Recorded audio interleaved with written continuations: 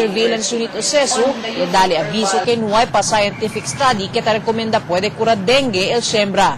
Tawa-tawa actually is considered as herbal plant. So, LDC yung mga chemicals, we still have to study gayod. Si kosabagat na diso yung plant component, eltan affect na blood na taas sa BL platelet.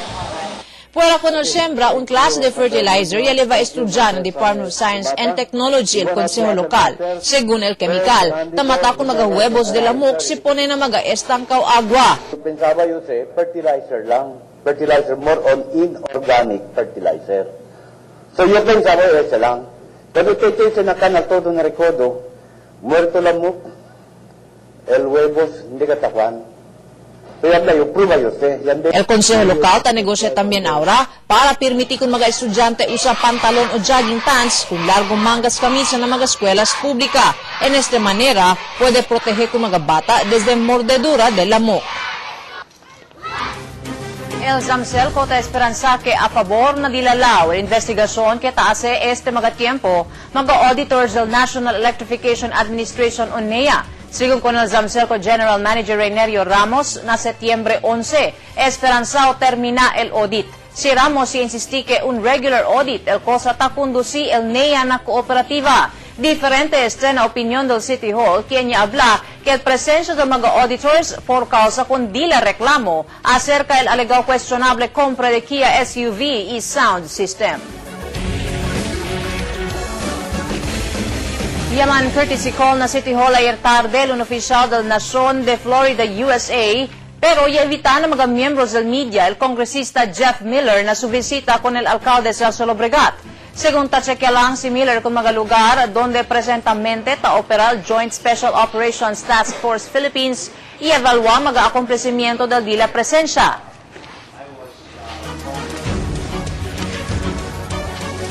Ay mawal celebración de una escuela pública aquí en la ciudad na observación del mes del Maga Maestra.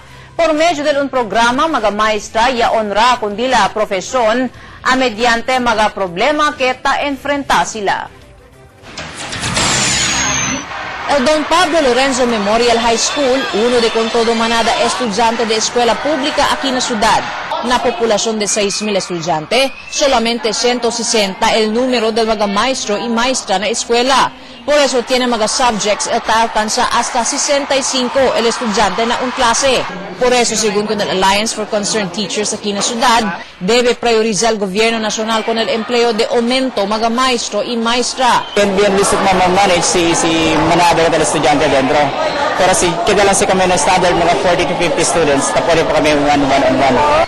Este pedimiento uno lang na magakonserne del mga maestro y maestra na celebrasyon del Dila World Teachers Month. Siguiendo con el DepEd Memo No. 460 Series of 2008, el DepEd tadirhi con todo mga escuelas públicas para obserba con el okasyon. There are so many concerns about the teacher, but I know very well that the government is doing their best to give the maximum benefits to our teachers. El World Teachers Day ay celebra na Oktubre 5, pero principiando pa lang ese dia, iareglaya kwantos mga aktibidades mga eskwela para honra kundila mga maestra. Ta incluye aquí mga parlor games, float parade, y diferente kompetisyon. El siguiente na TV Patrol sa Bacano, Acting Commander ya nombra para encabezar con el Naval Forces Western Mindanao, Rear Admiral Feliciano Angge. Posible itsapuera ya para sinta na pwesto. Nabantay bata 163, 5 anyos bata, keta supli ng mga kemadura na kwerpo, gireitera su apelo de ayuda. Todo se na birada del TV Patrol sa Bacano.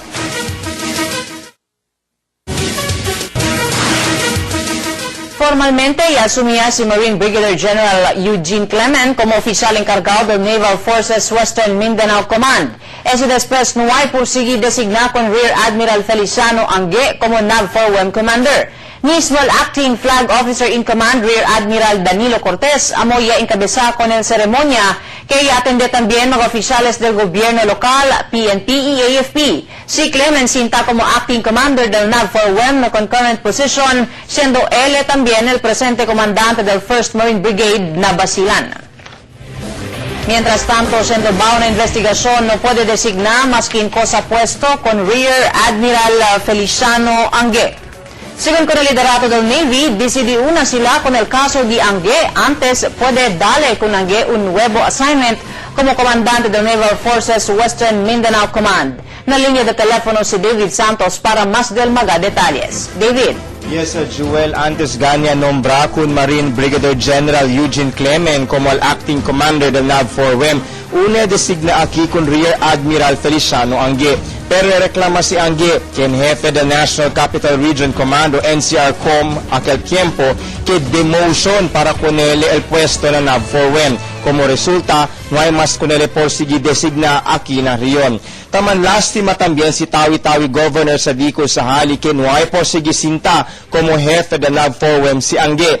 2004 cuando designa con Angue na Tawi-Tawi para encabezar con el Task Force 62 del Navy. Pero para na liderato del Navy, particular con Acting Flag Officer in Command Rear Admiral Danilo Cortez, necesita una explicación Angue si por qué preferi eleman alboroto na media en vez que hace pasar su mga agravio na propio proseso del AFP. Y hasta hindi tener resulta la investigación del Navy, hindi puede darle kung Angue masking cosa puesto, masking el NAV-4WEM. Si Cortez, confianza también que hindi crea controversia el decisión para designar un Marine Officer como si Clemen para encabezar con un Major Navy Command como el NAV-4WEM. Según informes, posible hindi también tarda si Clemen ang NAV-4WEM, siendo con él posible también ay iskuhi para encabezar con el Task Force Comet na Sulu. Presentamente, estamos veya según mga papeles para nombrar un Navy officer para encabezar con el NAV-4WEM. Reporting live para na TV Patrol sa Bacano, David Santos, ABS-CBN News. Muchas gracias, David Santos. El gobierno local ya reconoce con mga buen acontecimiento del outgoing comandante del Naval Forces Western Mindanao Rear Admiral Alexander Pama.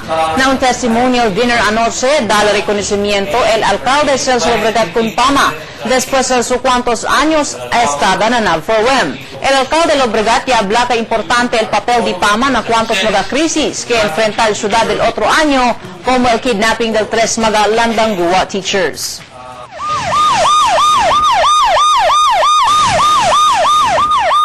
Arrestado el inventero de fruta después de la